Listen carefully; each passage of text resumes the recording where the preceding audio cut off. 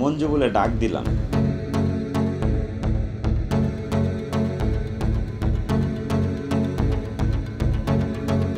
যে মঞ্জু, তখন সে বলছে কে, কয়ে পিছন দিকে তাকাইছে। এর মানে তখন আমি কনফার্ম যে এটাই মঞ্জু হবে, নয়তো সে তো রেসপন্স করার কথা না।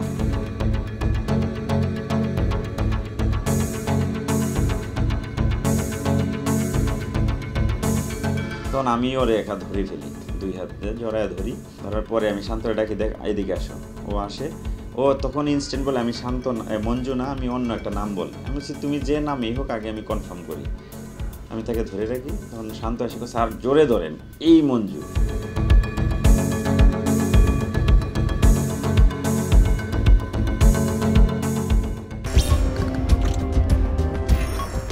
মিটফুট থেকে একটা ফোন পাই, মিটফুট হসপিটাল থেকে, যে একটা আননোন ডেথ বডি আছে, যেটা যাত্রাবাড়ি ফ্লাইওভারের উপরে ছিল, একজন সিটিজেন নিয়ে আসছে। সেই মেসেজটা আমাদের আসে। অ্যাজ ইউজুয়াল কাজ হিসাবে আমরা একজন অফিসারকে সুরতাল করে। পরবর্তীতে এটা যে বাদী আইডেন্টিফাই হয় যে ওটা খায়রুল ইসলামের বাবা। তো উনি বলতেছে আমি এখানে কিশোরগঞ্জ থেকে থাকি, আমার বাবা খুব সহজ সরল, কারোর সাথে তার শত্রুতা নাই, শরীরে কোনো আঘাতের চিহ্ন নাই।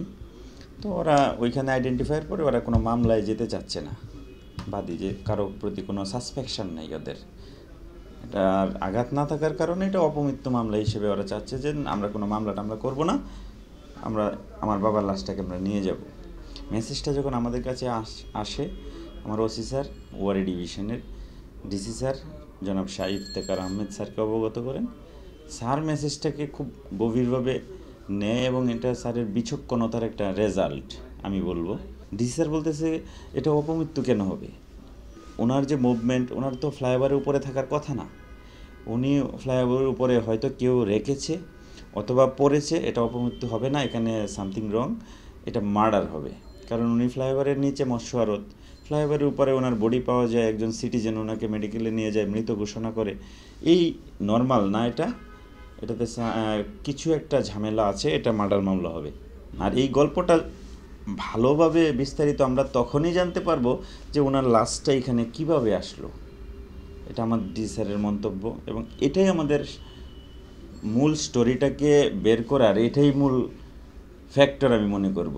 তো স্যারের কথা মতো আমরা 23 তারিখে একটা মামলা নিই, নিয়মিত মামলা 302-328 পেনাল কোর্টে। তো আমি আয়ু নির্ধারিত হই। তো যখন আয়ু নির্ধারিত কাগজে কলমে হলাম, তখন ডিসি স্যার বলতেছিল যে দেখো এটার কি ঘটছে আমরা কেউ জানি না, এবং যে ওনাকে নিয়ে হসপিটালে গেছে উনিও জানে না। তাহলে এটা জানে যারা ঘটাইছে তারা, আর যারা দেখছে, তো দেখা লোক এই ভোর 5টার সময় খুবই কম, এটা পাবাই না।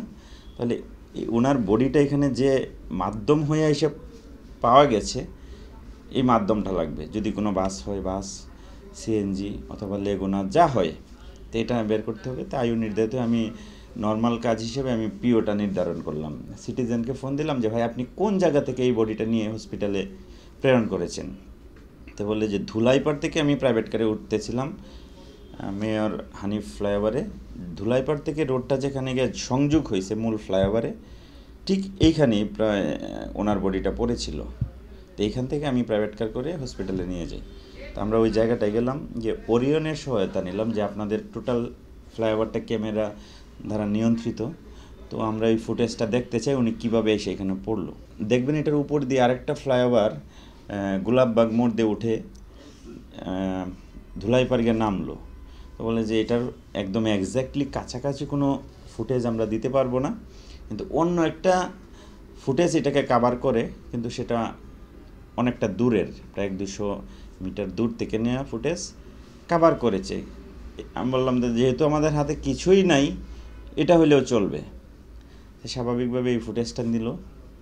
এটাতে দূর ভোর 5:40, কুয়াশা, আর অনেক দূরে হওয়ার কারণে শুধুমাত্র বোঝা যাচ্ছে যে একটা লেগুনা থেকে সিলভারের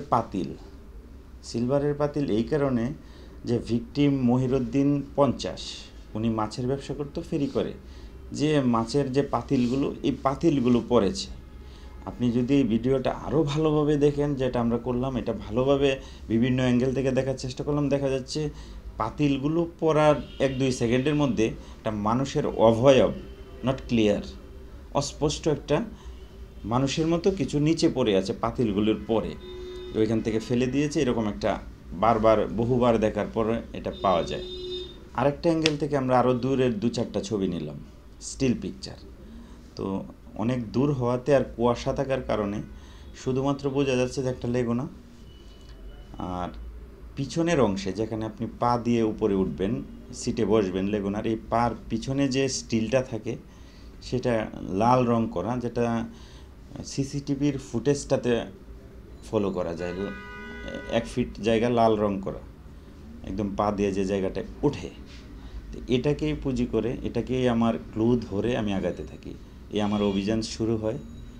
তো আমি প্রথম যে রোড, যে টাইপের লেগুনাটা আমরা ভিডিওতে পাই সিসিটিভির ফুটেজে, এই টাইপের লেগুনা প্রায় স্টেশন আমার যাত্রাবাড়িতে 5 থেকে 6টা। যেমন যাত্রাবাড়ি থানা থেকে সাইনবোর্ড মৌচাক হয়ে চিটাগাং রোড পর্যন্ত একটা লাইন আছে, 400-500 লেগুনা চলে। তারপরে পোস্তগোলা লাইনে চলে, যেটা ইলিশ কাউন্টারের সামনে হয়ে পোস্তগোলা রোডে যায়, এখানেও 300-400-500 লেগুনা চলে। আরও 2-3টা যেমন কোনাপাড়া রোডে চলে। তারপরে সাইনবোর্ড থেকে জালকুড়ি চাষারা ওইদিকে চলে, প্রায় 1000-1200 লেগুনার মতো হবে যে টোটাল। এখান থেকে লাল চিহ্ন যেটা আছে পিছনে, এই লেগুনাটা বের করা প্রথম দিকে মনে হচ্ছিল সো টাফ, এমনকি সম্ভব কিনা আমার কাছে মনে হচ্ছিল একটু কষ্টসাধ্য ব্যাপার, কিন্তু হাল ছাড়ি নাই। 23 তারিখ বিকাল থেকে আমি কাজ শুরু করি। সিসি ফুটেজটার এই ক্লুটা পাওয়ার পর দেখলাম যে এটা একটা টাটা লেগুনা।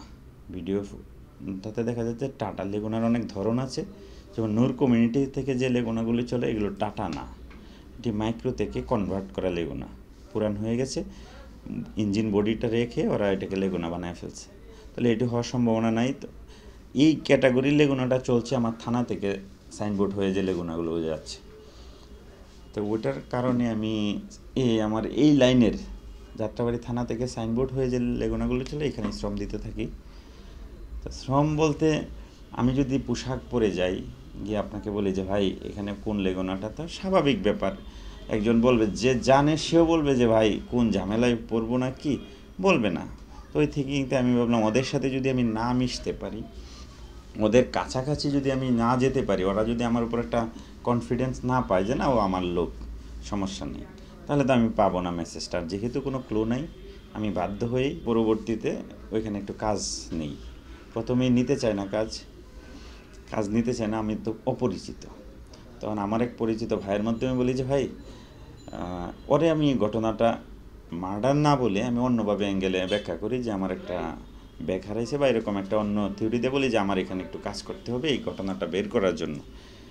তো বলে ঠিক আছে ভাই, তো কী করতে হবে? আমাকে যে কোনো একটা লেগুনায় হেল্পার হিসেবে আমাকে একটু ইন করায় দাও।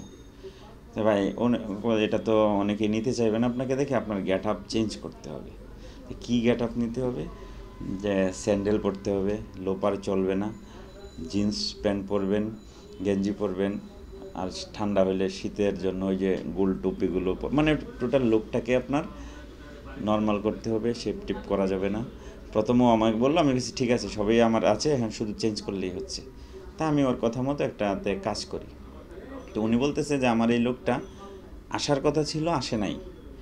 প্রথমটাই হচ্ছে কাজ করতে পারি নাই, প্রথমটা হচ্ছে যে ও যার কাছে বলছে যে আমার লোক আছে, লাগবে না, তখন আমি প্যাসেঞ্জার হিসেবেই যাই, যাতে আমাকে ইগনোর করতে না পারে। আমি 20 টাকা 25 টাকা যা ভাড়া আমি দিয়ে দেবো, তো একজন প্যাসেঞ্জার হিসেবে আমাকে নেবে, তো আমি ওইভাবে প্যাসেঞ্জার হিসেবে যাই। চিটাগাং রোড থেকে আবার প্যাসেঞ্জার হিসেবে আসি, ওইখানে খুঁজি, এভাবেই চলতে থাকে। প্রথমে একদিন চললে, দ্বিতীয় দিন তখন কাজেও, প্রথম দিন লাস্ট দিকে আমি কাজ করি, দ্বিতীয় দিনও হেল্পার হিসেবে তখন আরেকজন ছিল না, সেই সুযোগটা আমি নিয়ে আমাকে নেই, কাজ করতে থাকি। কাজ করার প্রেক্ষিতে আমি আস্তে আস্তে আমার যে উদ্দেশ্যটা সেটা কাজ শুরু করি। যারা পরিচিত 2-1বার কথা হয়েছে বলি যে এরকম কোনো লেগুনা আছে যেটা 2 দিন বা 3 দিন যাবৎ আসে নাই, অনুপস্থিত। তো বলতেছে ভাই একটা লেগুনা আছে যেটা 2 দিন সিরিয়াল দেওয়ার পরেও তাকে আমরা পাই নাই, সেই লেগুনাটা 2 দিন যাবৎ অনুপস্থিত, ওর লোকও আসে না। এটাকে তখন আমি সরাসরি লেগুনারটা খুঁজতে প্রশ্ন করি নাই, তখন আমি আরেকজনকে আবার বললাম যে এটা কত নাম্বার? 728। এই লেগুনাটাতে আমি কাজ করব, এটার হেল্পার নাই, শুধু ড্রাইভার আছে, এটাতে আমি কাজ করব, বা এটাতে একটু সুযোগ করে দেন। ওই লেগুনাই তো আসে না। এই লেগুনা 22 তারিখ থেকে, 22 তারিখ দুপুর থেকে এটা বন্ধ, মানে আসে না, লাইনে আর আসে না, ওরা দেখে না। তা আমি বলছি যে এটাতে যদি কাজ করা যেত তাহলে পার্মানেন্টলি কাজ করা যেত। তা রাত 2 দিনেই হেল্পারই পুরা 3 দিন হবে। তো 2 দিন করার পরে আমি লেগুনাটা এটা রাতে 10টার দিকে যখন সব কাজ শেষ, আমি একাই চলে যাই লেগুনাটা, ওই লাইন থেকে একজন লোক নেই, নিয়ে চলে যাই যে গ্যারেজে আছে তথ্য নিই, যেটা একটা কদমতলি গোয়ালবাড়ির মোড়ে ব্লু মেনটেন করে, এই গ্যারেজে গিয়ে আমি ঠিক পিছনের অংশ যে লাল সেটা পাই। এবং তখন আরও ভিডিওটা আরও মেলানোর চেষ্টা করি, ওই গ্যারেজেই মিলায় দেখি যে না, সামনের অংশ যেরকম অ্যাঙ্গেল থেকে আমরা ছবিগুলো নিয়েছি মিলে যায়, পিছনের অংশটা মিলে যায়, আর এটা একদম সাদা, ওই কালারটাও মিলে যায়, আর টাটা লেগুনার যে স্ট্রাকচারটা সেটাও মিলে যায়। তখন আমি ওসি স্যারকে বলি, স্যার আমি লেগুনাটা আইডেন্টিফাই করতে পারছি। স্যার আবার এই মেসেজটা ডি স্যারকে বলেন যে আমাদের অফিসার তো স্যার লেগুনা আইডেন্টিফাই করতে পারছি। এখন ওইখান থেকে তথ্য নিলাম আমি, তথ্য নেওয়ার পরে জানতে পারি যে এই লেগুনাটা যে ফিক্সড ড্রাইভার, সে মাদারীপুর কেন, তার বউ বাচ্চা আনতে গেছে শ্বশুর বাড়িতে, শিবচর থানাধীন। ডি স্যার ফিডব্যাক দিল, ওকে বলো ওই সময় যেন সে ডিলে না করে মাদারীপুর ওই ড্রাইভারের কাছে যাক। ড্রাইভারকে যদি আমরা প্রশ্ন করতে পারি তোমার সাথে কে কে ছিল ওই সময় গাড়ি, আর হেল্পার কে ছিল, প্যাসেঞ্জার কে ছিল, আমরা হয়তো ভালো কোনো একটা মেসেজ পেতেও পারি। তো সাথে সাথে স্যার অনুমতি নিয়ে আমরা মাদারীপুর শিবচর থানায় চলে গেলাম রাতেই। ওইখানে গিয়ে হাজির হই, আমাদের অফিসিয়াল যে নিয়মটা আছে, থানাতে হাজির হই, এখানে একটা টিম নিয়ে আমরা ওই ফিক্সড ড্রাইভারটার বাসায় চলে যাই, শ্বশুর বাড়িতে, নাম ফরহাদ। যাওয়ার পরে আমি এতগুলোই পুলিশ অফিসার আমরা ওইখানে গেলাম, ওই থানার পুলিশ সহ, বাট তার মধ্যে কোনো ফিলিংস নাই।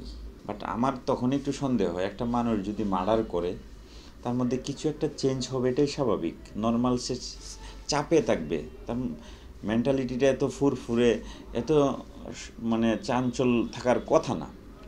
তা আমি বললাম যে তুমি তো একজনের মার্ডার করছো, তারপরে এরকম হাসাহাসি করতেছো। বলছেন আমি মার্ডার কেন করতে যাব? আমি বললাম তুমি 22 তারিখে লেগুনাটা চালাও নাই? বলে না, 22 তারিখ না, আমি 21 তারিখ দুপুর পর্যন্ত লেগুনাটা চালাই, তখন আমি অসুস্থ হয়ে পড়ি। অসুস্থ হয়ে পড়ার পরে আমাকে আমার যে লেগুনাটা, এটা আমি আর 2 জনের কাছে বুঝাই দিই। কে? সেটা ড্রাইভার মঞ্জু আর হেল্পার আব্দুর রহমান। আমি বলি এটার কি সত্যতা আছে কোনো, যে তুমি এটা মিথ্যাও তো বলতে পারো? পরে কয় না, মিথ্যে বলবো কেন, এটা সত্যতা আছে। সে আরও 2-3টা নাম বলে, সোনু আরও সামথিং 2টা নাম বলে, যে আমি যখন ওদের বুঝিয়ে দিই তারা উপস্থিত ছিল এবং ওরা ঘটনাটা জানে। আমি অসুস্থ হয়ে পড়ছিলাম, আমি ফার্মেসিতে গিয়েছি, আমার সাথে অমুক গিয়েছিল, আপনারা চাইলে যাচাই করতে পারেন। তো আমরা এটা ভালোভাবে মানে বাছাই করি, দেখি তার কথাগুলো 100% সঠিক, মানে একটাও এদিক সে যা বলছে পুরোপুরি সত্য বলছে আমরা যাচাইয়ের পরে।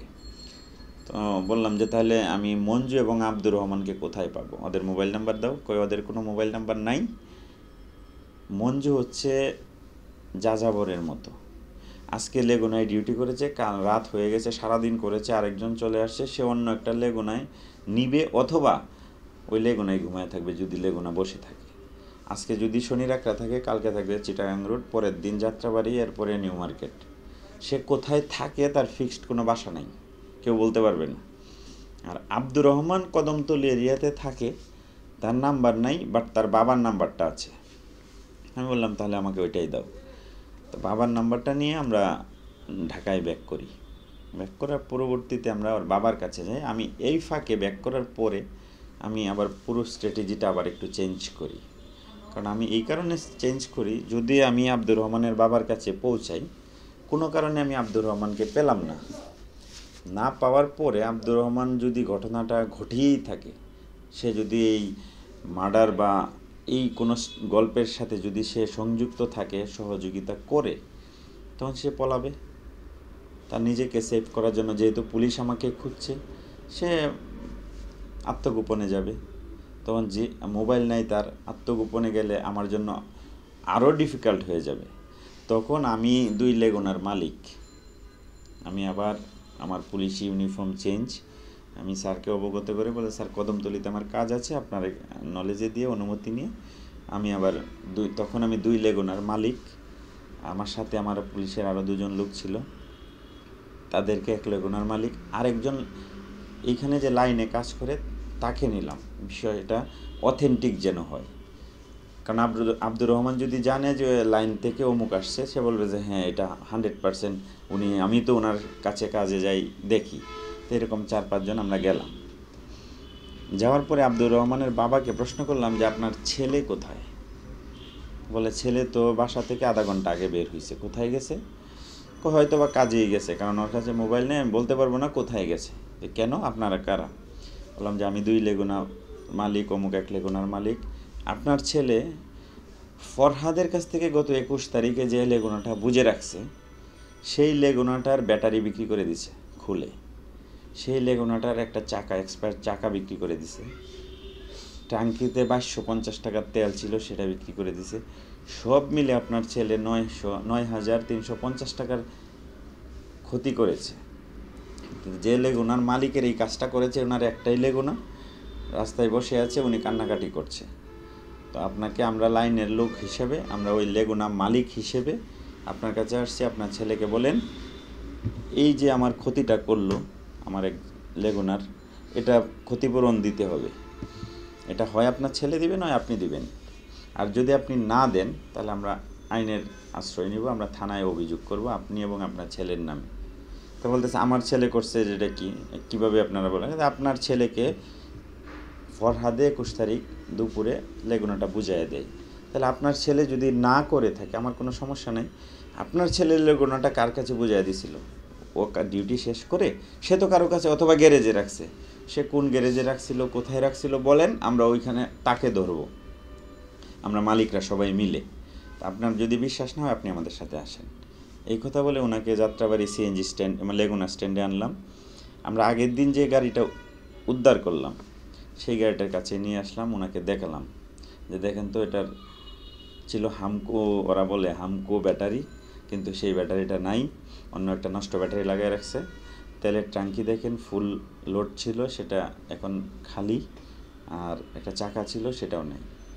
তো ওই লোক এসে তো সবই দেখে যে হ্যাঁ লেগুনা আছে, চাকা নাই, তেল শূন্য, ব্যাটারি ওরা যা বলছে সেটা মিলছে না। তো ওনারও বিশ্বাস হয় যে ঘটনাটা ঘটছে, তবে আমার ছেলে না হয় অন্য কেউ করতে পারে। তা বলে আপনার ছেলে যদি আসে তাহলে এই ঘটনাটা সমাধান হয়ে যাবে। তখন বলতেছে আমার ছেলের তো নাম্বার নেই, তবে আমার ছেলে যার কাছে ড্রাইভিং শিখে উস্তাদ, তার নাম্বার আছে, আমি কথা বলতেছি। তো উনি কথা বললো যে তুমি কেমন শিষ্য বানাচ্ছ, যে ড্রাইভিং চালানো শিখার আগেই চুরি শিখে গেছে, গাড়ির চাকা বিক্রি করে দিল, তেল বিক্রি করে দিল, ব্যাটারি বিক্রি করে দিল। আমি লেগুনা স্ট্যান্ডে আছি, মালিকরা আমার বাড়িতে গেছিলো সবাই মিলে। তো তোমরা আসো, ওরে পাঠাও, আব্দুর রহমানকে পাঠাও, এই সমাধান, নইলে ওরা থানায় গিয়ে অভিযোগ করবে।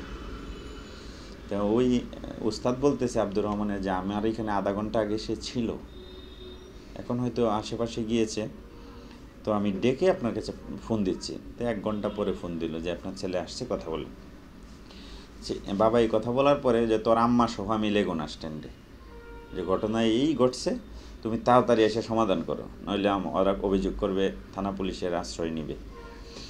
ওই যে ঠিক আছে বাবা আমি আসতেছি, এই কথা বলে সে আরও 1 ঘন্টা পরে আসছে। সে আসার পরে আমরা তখনও আর এই পরিচয়ই থাকে। আব্দুর রহমানকে বললাম তুমি এই লেগুনাটার এগুলো বিক্রি করছো? না আমি করি নাই। তাহলে তোমার ড্রাইভার কে ছিল? মঞ্জু। যেমনটা আমরা আগেই জানি, ফরহাদ আমাদের বলছে যে মঞ্জুই ছিল আমার ড্রাইভার, আর হেল্পার ছিল আব্দুর রহমান। মঞ্জুরে কোথায় পাবো?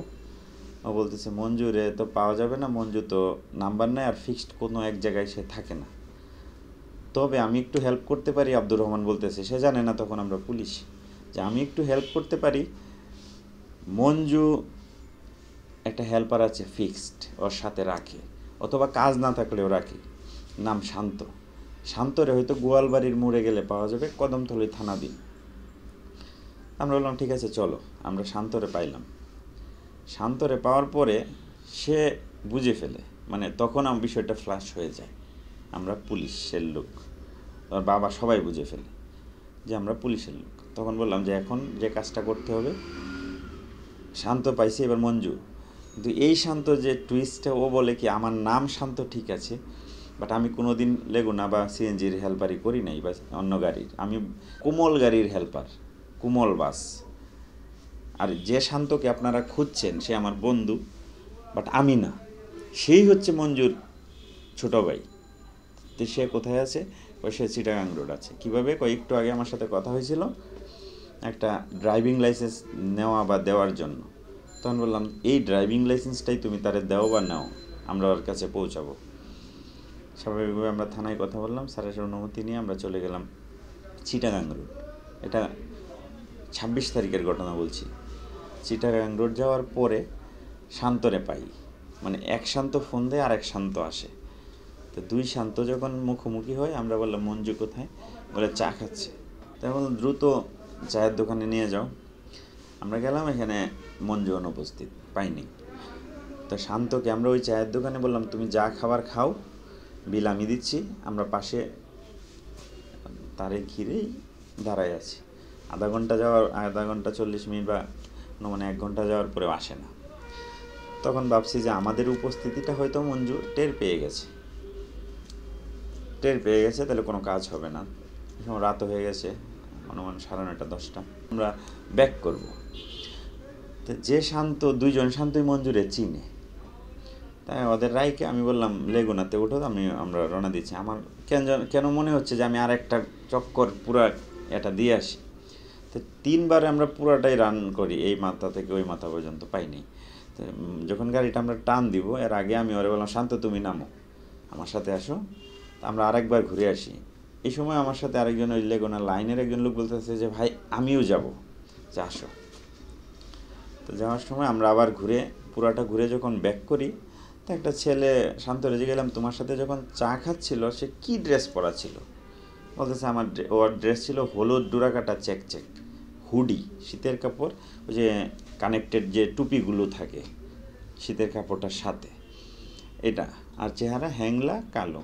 আচ্ছা ঠিক আছে তোমরা বসো, আমি এর নিয়ে দেখে আসি। তো ওর সামনে দিয়ে কিন্তু আমি 2বার গিয়েছি, ওই মঞ্জুর সামনে দিয়ে। সে রেলিংয়ে ধরে দাঁড়ায় আছে একদম রাস্তার একটু অন্ধকারে, এই কর্নারে। তো পরের বার যখন আসি তখন আমি পিছনে গেলাম ওর ব্যাক করে, সামনে দিয়ে আসার সময় ব্যাক করে গিয়ে বললাম মঞ্জু বলে ডাক দিলাম, যে মঞ্জু। তখন সে বলছে কে, কয়ে পিছন দিকে তাকাইছে। এর মানে তখন আমি কনফার্ম যে এটাই মঞ্জু হবে, নয়তো সে তো রেসপন্স করার কথা না। তখন আমি ওরে একা ধরে ফেলি, 2 হাতে জড়ায় ধরি। ধরার পরে আমি শান্তরে ডাকি, দেখ এদিকে আসো। ও আসে, ও তখন ইনস্ট্যান্ট বলে আমি শান্ত না, মঞ্জু না, আমি অন্য একটা নাম বলে। আমি বলছি তুমি যে নামই হোক আগে আমি কনফার্ম করি। আমি তাকে ধরে রাখি, তখন শান্ত আসে, স্যার জোরে ধরেন এই মঞ্জু। ও বলতেছে স্যার জোরে ধরেন এই মঞ্জু, এই কাকতালীয়ভাবে তাকে পেয়ে যাই। তখন আমি খুশি যে ড্রাইভারও পেয়েছি, হেল্পারও পেয়েছি, তাহলে আমার তো আর লোকের প্রয়োজন নাই। তো 2জন আমার হয়ে গেছে, আমিও একটু খুশি। তো বললাম তোমরা কী খাবার খাও, এখন আমরা রিল্যাক্স। এই কারণে খাওয়ার প্রশ্নটা আসলো, আমি উল্লেখ করি নাই। মাদারীপুর, আমরা ঢাকা থেকে মাদারীপুর থেকে ঢাকা, এই জার্নির মধ্যে আমরা শুধু খেয়েছি হচ্ছে, আমরা 7 জন ছিলাম, 7টা ডাব। মানে যদি আমার খাবার খেতে যাই ডিলে হবে, তাহলে এদিকে এসে কাভার করতে পারবো না, মেসেজটা পেয়ে যাবে, আমরা ওদের আর পাবো না। জন্য বলছি সব হবে পরে, আর ঘুম তো নাই টানা 3 দিন। তো মঞ্জুরে পাওয়ার পরে আমিও খুশি। যখন আমরা ব্যাক করি আমি অনেক টায়ার্ড, টিমও টায়ার্ড। তো ব্যাক করার সময় গাড়িতে ওইটা মঞ্জু বলতেছে যে আমি অপরাধ করি নাই, আমার সাথে আরও 2জন ছিল, ওরাই ঘটনাটা ঘটাইছে। তখন আমার শরীর আর মানে সামনে আগাচ্ছে না। আমি ওসি স্যারের ফোন দিলাম, স্যার ড্রাইভার হেল্পার 2জন ধরেছি, গাড়ি উদ্ধার আছে। আর ওদের বক্তব্য অনুযায়ী আরও 2জন ওই ঘটনায় জড়িত ছিল, কিন্তু আমি আর পারছি না, আমি রাস্তায় মনে হয় পড়ে যাব। আমি ব্যাক করতেছি থানায়, আপনি কি আছেন কি না? কয় আমি থানায় আছি। স্যার বলতেছে লক্ষ্মী ভাই তুমি জানি অনেক পরিশ্রম করছো, ঘুমাও নাই, খাও নাই, আমার বিশ্বাস তুমি আর একটু চেষ্টা করলে ওই বাকি 4জন সহ থানায় আসতে পারবা। স্যার আমাকে ইন্সপায়ার করছে। তা আমি বললাম স্যার আমি তো আর পারতেছি না। কয় এখানে 10 মিনিটের জন্য কিছু রেস্ট নিয়ে খাওয়া দাওয়া করে, আমার বিশ্বাস 4জন সহ থানায় আসলে ডিসি স্যার খুব খুশি হবেন, আর আমার বিশ্বাস তুমি পারবা। তা চিন্তা করলাম যাক অনেক পরিশ্রম করছি, না হয় আর একটু করেই দেখি। তো ওইখান থেকে ওদের আমি গল্পর মতো বলছিলাম যে তোরা গল্পটাকে আর লম্বা করতেছিস। প্রথমে একজন ধরলাম, বলে আমি ছিলামই না। তারপরে দুইজন ছিল, এই দুইজন ধরলাম, এখন বলিস আরও দুইজন। এই দুইজন ধরলে না জানি বলে আর কয়জন ছিল। তবে তোদের কাছে অনুরোধ, মানে ওদের বলে দিস, আমি বলতেছি যে দুইজন, আর বাকি দুইজন ধরার পরে যেন না বলে আরও একজন ছিল, আরও একজন ছিল। তো আস্তে আস্তে বললাম যে ওদের অবস্থান কোথায়। তো ওর নাম হচ্ছে রুবেল আর রিপন। রুবেলের অবস্থান কোথা থাকে দাউদকান্দি, আর রিপন হচ্ছে কদমতলী, মাজারগলি বলে এলাকাটা। তো ওদের কথা বলো, ওদের তথ্য মতে আমরা রিপনকে পাই কদমতলী এরিয়া থেকে, তাকে অ্যারেস্ট করি। রিপনের তথ্য মতে আমরা রুবেলকে অ্যারেস্ট করি RS টাওয়ারের পাশ থেকে, যেটা মনে হয় গোয়ালবাড়ির মোড় বলে। তো রুবেলকে অ্যারেস্ট করি। এই হচ্ছে অ্যারেস্টিং। তো অ্যারেস্ট করার পরে যখন আমরা চারজনকেই মুখোমুখি করি একসাথে, যে এইবার আমি একটু মোটিভেট করি ওদের যে যা হওয়ার হয়ে গেছে, এখন আমরা তোমাদের রিমান্ড বা কোনো কিছুই আনতে চাই না, বা আদালতে প্রেয়ার দিতে চাই না। আমি চাচ্ছি যে জেনুইন ঘটনাটা তোমরা নিজেরাই স্বীকার করে ফেলো। তার মধ্যে যে রুবেল, সে অকপটে বলতেছে, স্যার যা সত্য তাই আমি প্রকাশ করব, এতে আমার যা হয় হবে। সে ঘটনা বলছে এরকম: 22 তারিখ রাত 2টা রুবেল, মঞ্জু, রিপন শনির একটা ব্রিজের উপরে চা খায়। চা খাওয়া শেষ হওয়ার পরে তারা পরিকল্পনা নেই যে আমরা আজকে যাত্রীর যে ট্রিপ সেটা নিব না, আমরা লেগুনাতে ছিনতাই করব। তারা একটা প্ল্যান করে 3 জনে, নর্মাল ভাড়া মারবো না, ছিনতাই করব। এই প্ল্যান নিয়ে গ্যারেজে যায়, যে গাড়িটা ফরহাদ, মঞ্জু আর আব্দুর রহমানকে দিয়ে গেছিল। তো ওই কদমতলী এরিয়ায় গ্যারেজটায় যায়, যেখানে ওরা গাড়িটা আমরা পাই। গ্যারেজে যাওয়ার পরে গ্যারেজে গিয়ে দেখে যে ওই গাড়িতে আব্দুর রহমান ঘুমাচ্ছে সামনের সিটে। তো ওরা ডাক দেয় যে তুমি গাড়িটা ক্লিন করো, আমরা কাজে বের হব। ও সামনের গ্লাসে পানি দেয়, ক্লিন করে 4 জন বের হয়। গাড়িটা মঞ্জু চালায়, সামনে বসা থাকে আব্দুর রহমান, আর পিছনে থেকে রুবেল এবং রিপন। ওরা শনিরাকড়া হয়ে যাত্রাবাড়ি চৌরাস্তায় শহীদ ফারুক সড়ক, যেখানে বাহাদুর শাহ বাসগুলো এসে থামে, ওইখানে এনে পার্ক করে। এখানে কারণ হচ্ছে ওরা প্ল্যান করছে যে এইখানে যদি আমি আনি, তো লঞ্চের যে যাত্রীগুলো বাহাদুর শাহ বাস দিয়ে সেখানে নামবে, ওইখান থেকে আমরা পছন্দ মতো একটা যাত্রী উঠাবো, রাস্তায় তারে ছিনতাই করব। ঠিক এই প্ল্যান অনুযায়ী মঞ্জুকে একটা যাত্রী নিয়ে আসে ব্যাগসহ, ইয়াং, ওদের কথা মতো নিয়ে আসার পরে পিছনে 2 জন বসা থাকে, যেন বুঝে যে আমার 2 জন যাত্রী আছে, আর 2-3 জন হলে আমরা চলে যাব। তো ওই লোক ওই পিছনে ওঠে, মঞ্জু গাড়ি চালায়, আব্দুর রহমান সামনে, ওরা টান দেয় সাইনবোর্ডের দিকে। সাইনবোর্ডে যাওয়ার পরে যাত্রীরা যখন নামতে চায় যে আমার তো এখানে নামায় দেন, ওরা আরও জোরে টানে, মৌচাকের দিকে যায়। তখন যাত্রী বুঝতে পারে ওদের যে ইশারা ইঙ্গিত, পিছনের 2 জন, সামনের ড্রাইভার, ও বুঝতে পারে যে ওরা 4 জন তো এক। তখন যাত্রী যখন লেগুনা গাড়িটা একটু স্পিড ব্রেকারে স্লো হয়, এই রানিং গাড়ি থেকে যাত্রী লাফ দেয়, লাফ দিয়ে পড়ে যায়, পরে ব্যাগ নিয়ে সে পলায় যায়। এই ঘটনাটা পিছনের একটা কাভার্ড ভ্যান ফলো করে। তখন এটা ফলো করে যখন কাভার্ড ভ্যানটা ওদের ধাওয়া করছে, ড্রাইভার এটা দেখে রাইট টার্ন করে গাড়িটা, কাশপুর ব্রিজের নিচ দিয়ে আবার সাইনবোর্ড চলে আসে। ওইখানে এসে সবাই নামে, ওয়েট করতে থাকে অ্যানাদার প্যাসেঞ্জারের জন্য। ভোর 5টা বেজে যায়, কোনো যাত্রী পায় না। তখন তারা মাছের আড়তে যে লোক আসবে, ব্যবসায়ী, ওরা তো অবশ্যই টাকা নিয়ে আসে, এই প্ল্যান নিয়ে আসে। প্রথমে 2 জন মাছ ব্যবসায়ীকে পায়ও, কিন্তু নেয় না, ওদের পছন্দ হয় না, নেয় না। সামনে যখন সাদ্দাম মার্কেটের সামনে আসে, তখনই আমার ভিকটিম মহিরুদ্দিন 50 ওনাকে পাতিলা সহ পায়, যে সাথে পাতিলা মাছ কেনার যে পাতিলা আছে, ওনাকে নেই। নেওয়ার পরে বলে যে কোথায় যাবেন? যাত্রাবাড়ি মৎস্য আড়তে। ঠিক আছে, আমরা এদিকেই যাব।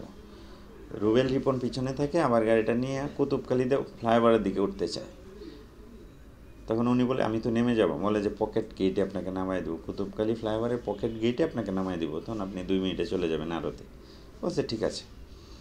পকেট গেটে না নামায় ঠিক যাত্রাবাড়ি থানা বরাবর ফ্লাইওভারের উপরে, যেটা ওই যে শনিরাকড়া দিয়ে উঠলে সংযোগস্থল, এইখানে এসে রুবেল ছুরি ধরে যে সাথে যা আছে দিয়ে দাও, আর রিপন তার চেক করে শরীর, তো কিছুই পায় না, 9 টাকা আর একটা ম্যাচ পায়। তো রুবেল আবার বলতেছে মাছ কিনতে আসছে কি টাকা ছাড়া, সে পুনরায় চেক করে ওনার বুক পকেটের ভিতর থেকে 5,900 টাকা পায়। তখন চিল্লাচিল্লি করতে থাকে, কিরে তুই টাকা পাস নাই। এটা অনুমান 5টা 40-এর দিকে হবে, বা 35-40-এর দিকে। আর ওই লোকটা ভয়ে কাঁপতেছিল ছুরি দেখে।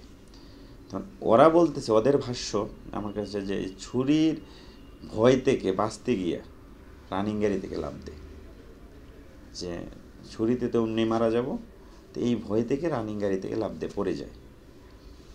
তখন এই লোকটাকে পড়ে যাওয়ার পরে আরও দ্রুত গতিতে গাড়িটা টানে, গুলিস্তানকে নামে আবার কাজলা আসে, এসে ফুয়েল নেয়, 900 টাকার ফুয়েল নেয়, সনপাড়া বস্তিতে চলে যায় সবাই ভোরে, যে ওইখান থেকে ইয়াবা কিনে 2,000 টাকার, এসে ওই 4 জন মিলে খাই সবগুলো ওইখানেই। আর আমি যখন রুবেলকে অ্যারেস্ট করি, তখন ওই সকল টাকা খরচের পরে এটা খাওয়া নাস্তা করা, আমি ছিনতাইয়ের এই 5,900-র মধ্যে 2,000 টাকা আমি জব্দ করি রুবেলের কাছ থেকে। এই হচ্ছে মূল স্টোরিটা। সংবাদ, ফিচার ও অনুষ্ঠানের জন্য ভিজিট করুন সংবাদ প্রকাশের ওয়েবসাইট এবং যুক্ত থাকুন ফেসবুক পেজ ও ইউটিউব চ্যানেলের সঙ্গে।